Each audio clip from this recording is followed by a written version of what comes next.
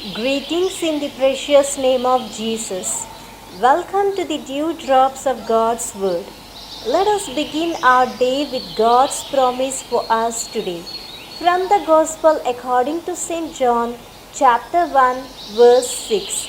There was a man sent from God whose name was John. Until now, Apostle John spoke about the Word who was with God and who was God.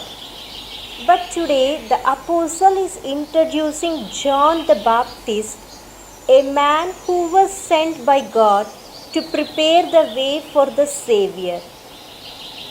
Man is given the responsibility to prepare the way for God.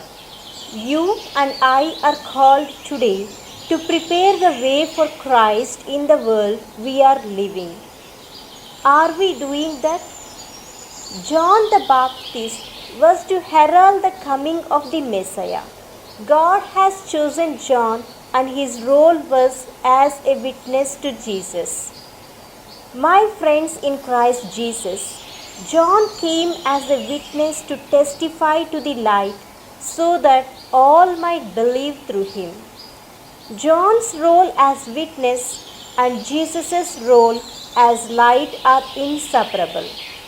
John identifies himself as a prophetic voice, which we hear in the book of Isaiah. I am the voice of one crying out in the wilderness, make straight the way of the Lord. Isaiah chapter 40, verse 3. Historically, this was to announce the return of God's people from their captivity in Babylon in the 6th century before Christ. But that prophecy of Isaiah foretold John's role to make straight the way to the one who comes as the Messiah.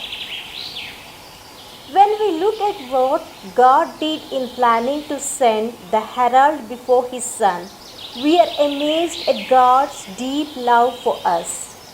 For centuries together, God planned our redemption and made that known to us through his various prophets. Today, God is using John as a bridge to connect us to Christ so that we may experience the light of Christ in our lives. Now, are we building the bridges in our communities to connect people with God and with one another? Are we ourselves playing the role of a bridge, carrying people to Christ? Let us pause for a while and see if there is a John the Baptist in our own lives whom God has sent. Did not God appoint our parents, teachers, and elders to guide our path so that we may turn to him always? But it is sad that we often ignore them and their advices and corrections.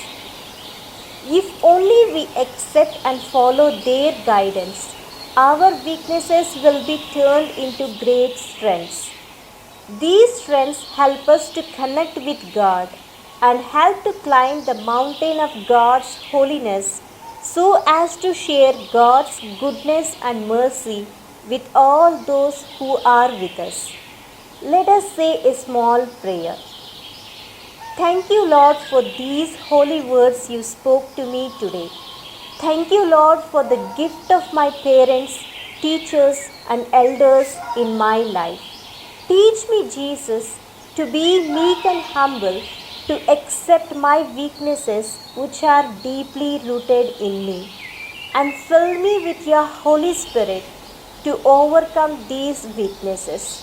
Bless me, Jesus, to listen to your word daily and live a life that is pleasing in your eyes.